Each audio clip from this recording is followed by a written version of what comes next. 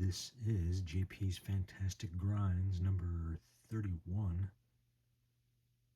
And I finally squeezed in a Grateful Dead album, Anthem of the Sun, their second studio album.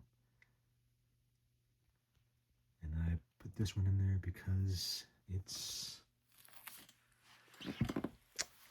one of their more experimental albums. This is an early pressing on the Warner label. I'm not sure if it's a first press, but it's an early one. But I wanted to show in the back, if I can find it. Maybe it's on the label itself.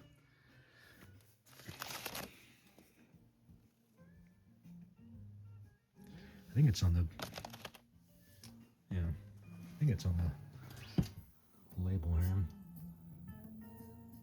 But it says Warner Brothers /7 Arts. So this was July of '68 when this was released. Pulled it up on the screen.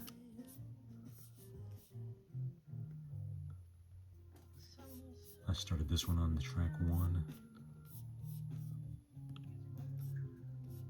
That's it for the other one, which turns into Cryptical Envelopment. Quadlibit for Tender Feet. The faster we go, the rounder we get. We leave the castle. And then New Potato Caboose and Born Cross-Eyed. But I remember getting this on cassette back in the 80s, whenever I had it.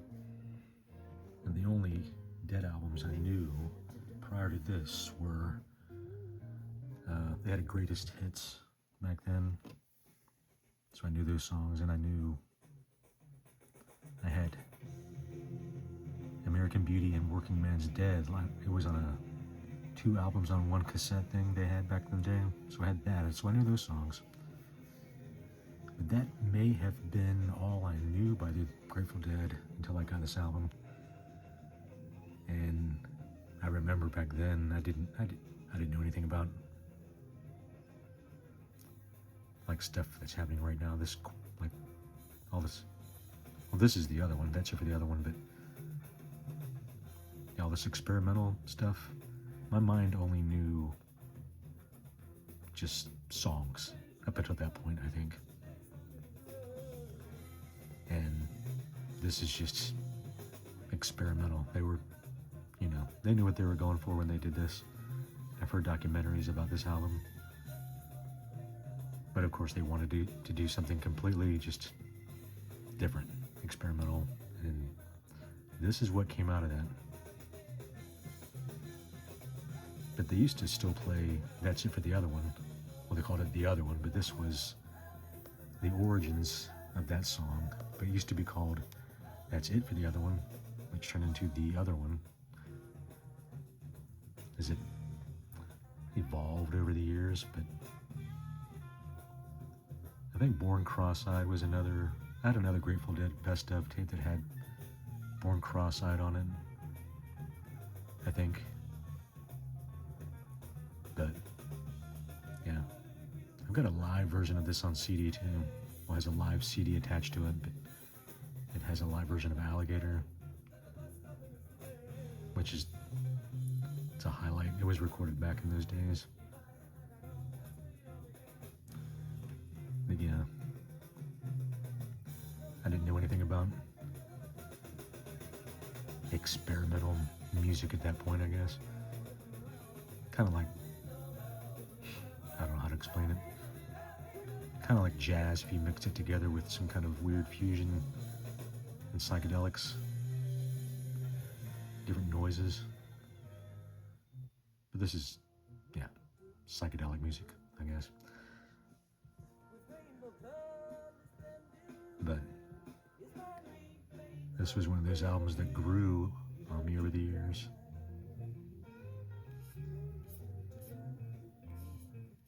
It's one of those things, just like when you first hear it, like, what is this? What on earth am I listening to? And then over the years, you go back to it a few times then you start to realize, what they're doing, or what they were, I don't know how old they were when they made this album, like 25 years old or something. But another thing I never noticed about the album cover, I mean, if you glance at it, you can just see a lot of stuff. But my first impression was, like some kind of Hindu god thing.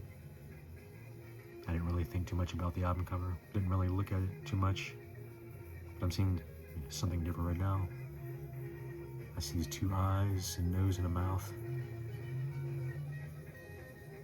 But I was looking at it about a half an hour ago, and something else I never noticed was this in the middle, this yellow area, kind of looks like an eye.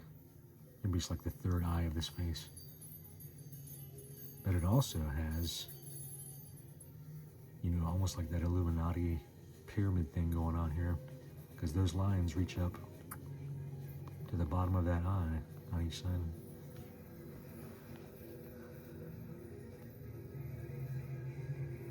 Yeah, I'm not sure who did the art for this, but also in Hinduism,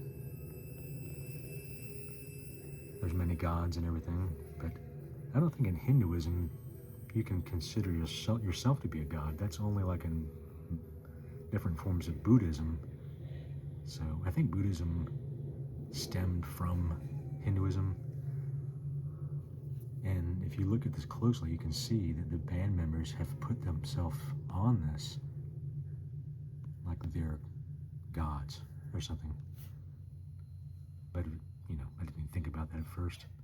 But over the years, I started to realize, if you know about different religions and their belief systems and all this, I know a little bit about a few religions, but pretty sure in Hinduism you're not a god, but maybe in some forms of Buddhism you are. So I think that's what they were going for here. But yeah, that's a new face. Looks almost like a, I don't know, lion, tiger, something, maybe. Eyes, nose, mouth.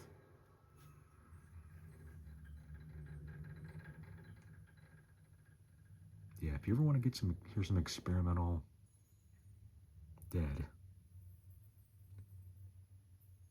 get this. This is probably what Space evolved of, what the Dead used to play during the second set. They would go into a, I don't know, 10-15 minute time of the show when they would just start, experimenting around with different noises. But that's probably what cryptical envelopment turned into eventually. They just called it Space. But yeah, there's a newer release on CD that has these, on the second CD, it has a very long version of Alligator and I think Caution, Don't Step on the Tracks. But yeah, if you want to hear something different and not just Truckin' or Sugar Magnolia, look at this one, or check out this one.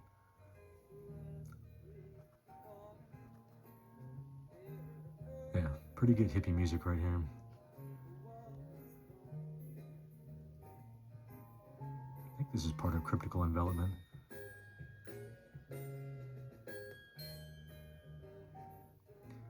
Anyway, I'm not going to drag this out too long. Just wanted to put this album in my videos that are slowing down. This might even be one of the last ones. I thought the last one was the last one, but oh well. We'll see what happens next. But yeah, Anthem of the Sun,